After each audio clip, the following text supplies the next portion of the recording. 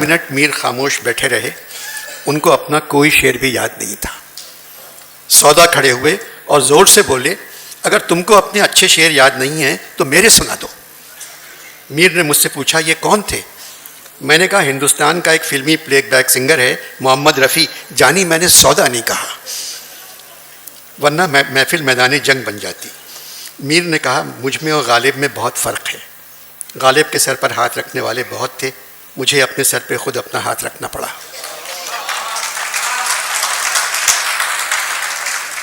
اپنا ہی ہاتھ سر پہ رہا اپنے یہاں صدا, مشفق کوئی نہیں ہے کوئی مہربان نہیں.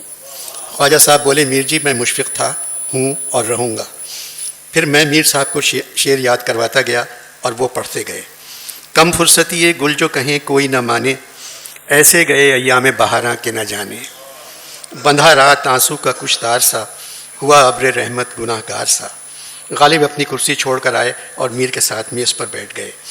میر فقیر ہوئے تو ایک دن کیا کہتے ہیں بیٹے سے, عمر بچی ہے تھوڑی اس کو کیوں کر کاٹیں بابا ہم. دن رات میری آنکھوں سے آنسو چلے گئے, برسات اب کے شہر میں سارے برس رہی. وضو کو مانگ کے پانی خجل نہ کرے میر, وہ مفلسی ہے تیمم کو گھر میں خاک نہیں. کیا سیر اس خرابے کا بہت اب چل کے سو رہی ہے, کسی دیوار کے سائے میں منہ پہ لے کے دامہ کو. غالب نے کہا ایک شعر میر صاحب کا میں سنانا چاہتا ہوں. دیکھ لیتا ہے وہ پہلے 4 سو اچھی طرح, چپکے سے پھر پوچھتا ہے میر تو اچھی طرح. میں میر کو اٹھا کر لے گیا اور ان کی کرسی پر بٹھا دیا. غالب نے کہا میں نے پہلے کہہ دیا تھا میر صاحب کی شاعری گلشن کشمیر ہے.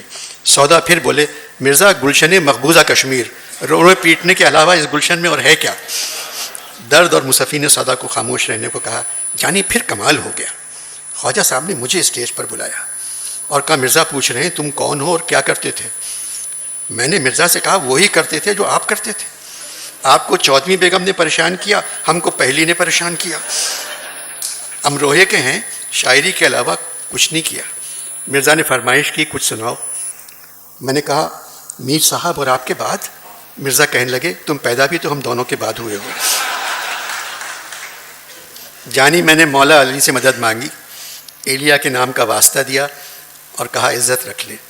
خواجہ صاحب نے کہا پہلے اپنے بارے میں کچھ بتا تو دو سب کو. میرا نام جان ایلیا ہے, ادب گھر سے ملا, بے ادبی زمانے سے. 1935 میں زمین پر آیا, 2002 میں آسمان پر. ولادت امروہہ یو پی, وفات کراچی بہت پی.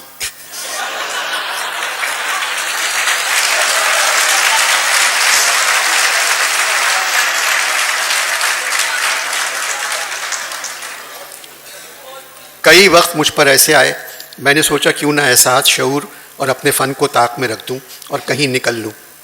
تنہا بہت مصروف زندگی گزاری, ہر بات کا دکھ رہا, صرف ایک بات کی خوشی حاصل ہوئی, میں نے ملی اور قوم پرستانہ انقلابی شاعری نہیں کی. فارسی اور عربی میری بغل میں اور اردو میری جیب میں تھی. کاش میرے چاہنے والے میری شاعری کے بجائے میری نثر پہ دھیان دیتے. شاعری تو ہر کوئی سمجھ لیتا ہے, نثر سمجھنے کے لیے پڑھا لکھا ہونا ضروری ہے. جو ملک میں چھوڑ کر آیا ہوں وہاں بہادر بہت ہیں اور بہادروں کے لیے پڑھنا لکھنا ضروری نہیں ہے. اب میں مرزا کی فرمائش پر اپنے چند اشعار سناتا ہوں. 18 برس کی عمر میں غزل لکھی تھی, اس کا ایک شعر. ہم کو مٹا نہ دیں یہ زمانے کی مشکلیں, لیکن یہ مشکلیں تو ہزاروں کے ساتھ ہیں. اسی زمانے کا ایک اور شعر. ہجوم غم میں سجائی ہے میں نے بزم خیال, نظر جھکا کے ذرا پھر تو ہم سخن ہونا. اب بات کی شاعری. خاموشی سے ادا ہو رسم دوری, کوئی ہنگامہ برپا کیوں کریں ہم. جانی مرے ہوئے نوجوان لڑکے اور لڑکیاں کھڑے ہو کر تالیاں اور سیٹیاں بجانے لگے. مرزا گھبرا گئے, خواجہ صاحب سے پوچھنے لگے کیا قیامت آ گئی. خواجہ بولے جان اچانک نوجوانوں میں بہت مقبول ہو گئے ہیں, ان کے ہر شعر پر زمین پر بھی اسی قسم کا مظاہرہ ہوتا تھا. زلیخائے عزیزاں بات یہ ہے بھلا گھاٹے کا سودا کیوں کریں ہم. نوجوان چیخنے لگے التجا نہیں التجا نہیں التجا نہیں, ایک نہیں 4 شعر. اچانک بھائی تقی اٹھ کر آئے اور میرے کان میں کہنے لگے تمہارے سارے بھائی یہاں بیٹھے, ان کا بھی تعارف کروا دو. خواجہ صاحب نے مجھ سے پوچھا تقی صاحب کیا کہہ رہے تھے. میں نے کہا وہی جو سارے نوجوان کہہ رہے ہیں, التجا نہیں کہ کم از کم 4 شعر سنانا. مرزا سے اجازت مانگی، مل گئی۔ میرا ایک مشورہ ہے، التجا نہیں۔ لمبے بالوں والی لڑکیوں نے دھمال شروع کر دیا، نوجوان بھنگڑا ڈال رہے تھے، اندھیرا ہونا شروع ہو گیا تھا۔ غالب نے لڑکیوں کو دیکھا، کہا سب دن کے پردے میں نہا تھیں، اب نظر آئیں۔ میاں تم اپنے 4 شعر مکمل کرو۔ میرا ایک مشورہ ہے، التجا نہیں، تو میرے پاس سے اس وقت جان نہیں، بچھڑ کر جان تیرے آستاں سے، لگایا جی بہت پر جی لگا نہیں۔ وہ ہجر و وصل تھا سب خواب در خواب، وہ سارا ماجرا جو تھا وہ تھا نہیں، محبت کچھ نہ تھی جز بد حواسی، کہ وہ بندے قبا ہم سے کھلا نہیں۔ اس کے بعد جانی میں اسٹیج سے کود کے بھاگ گیا۔ یہ سانحہ صرف تم کو بتایا ہے، بس اپنے تک رکھیو۔ دوسرے دن میں اپنی مقبولیت کی معافی مانگنے میر صاحب کے گھر گیا۔ وہ لیٹے ہوئے ٹیلی ویژن دیکھ رہے تھے، یہاں ٹیلی ویژن بھی بغیر بجلی کے چلتا ہے۔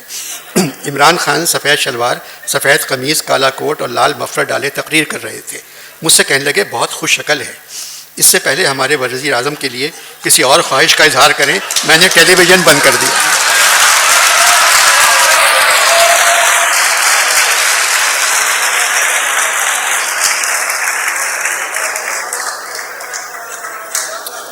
میں نے ٹیلی ویژن بند کر دیا۔ کہنے لگے عمران ہے کیسا؟ میں نے کہا نیازی ہے مگر نیاز مند نہیں، عقل ہے مگر عقل مند نہیں، فکر ہے مگر فکر مند نہیں، دولت ہے مگر دولت مند نہیں۔ میر کی کلیات جو میں ترتیب دے رہا ہوں تقریباً مکمل ہو چکی ہے۔ میر صاحب چاہ رہے ہیں تم اس کتاب کا نام بتاؤ۔ میں نے کہا قبلہ آپ انور مقصود کے گھر 1 مرتبہ گئے ہیں، میں 1000 مرتبہ جا چکا ہوں، وہ ایسا نام بتائے گا جس کے کئی مطلب نکل آئیں گے۔ کہنے لگے وہ مجھے تم سے زیادہ جانتا ہے، میری عزت کرتا ہے اور مجھے شاعروں کا خدا مانتا ہے۔ پھر میں نے ہمت کر کے جو نام تم نے پچھلے خط میں لکھا تھا وہ بتا دیا۔ میں نے کہا انور مقصود چاہتا ہے آپ کی کلیات کا نام خواتین و حضرات ہونا چاہیے۔ اچک کے بیٹھ گئے، میں نے گپک لیا ورنہ پلنگ سے گر جاتے۔ بولے کلیات کا نام خواتین و حضرات؟ میں نے بتایا انور نے لکھا تھا 2000 اشعار خواتین کے بارے میں، 2000 اشعار حضرات کے بارے میں۔ کہنے لگے اب نام سمجھ میں آیا، رکھ دو۔ ٹیلی ویژن لگایا، عمران کی تقریر ختم نہیں ہوئی تھی، زور سے اپنا ایک مصرع پڑھا، اللہ نے کیا نمک ہے آدم کے حسن میں بھی۔ میں خدا حافظ کہہ کے چلا آیا، اپنے کوارٹر پہنچا، نیند قریب آنے کا نام ہی نہیں لے رہی تھی۔ جانی یہاں نہ سونے کی گولی ملتی ہے نہ جاگنے کی۔ سوچنے لگا یہاں کیوں آ گیا، ساقی فاروقی کی طرح دوسری طرف جانا پسند کر لیتا، آگ کی وجہ سے کم از کم چائے تو گرم مل جاتی۔ کچھ دن پہلے مغرب کے بعد فیض صاحب سے ملاقات ہوئی، کہنے لگے پاکستان میں تبدیلی آ گئی ہے۔ میں نے کہا مجھے معلوم ہے، اب لاہور میں میلہ چراغاں کی جگہ فیض میلہ ہوتا ہے۔ کہنے لگے ادبی تبدیلی کی نہیں، ہم سیاسی تبدیلی کی بات کر رہے ہیں، نئے پاکستان کی۔ میں نے پوچھا کیا مطلب نیا پاکستان؟ کیا مہاجر ہندوستان چلے گئے؟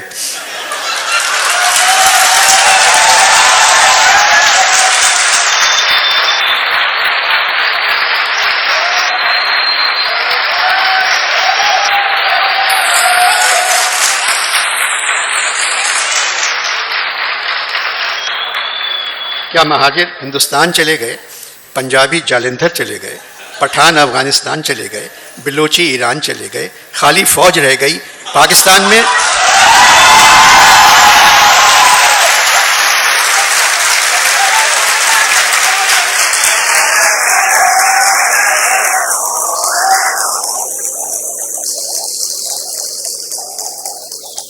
خالی فوج رہ گئی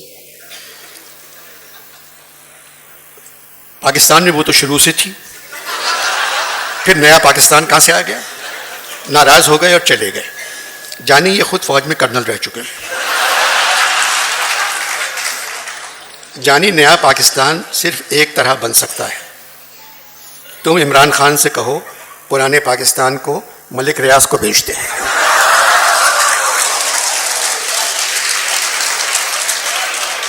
اور نیا نازم آباد کے پیچھے نئے پاکستان کی بنیاد رکھ دے۔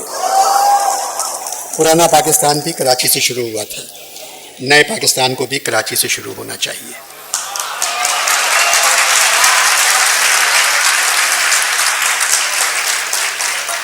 تم نے خط میں لکھا تھا تمہیں ایک فنکشن میں شاعری اور سیاست پہ بات کرنا ہے۔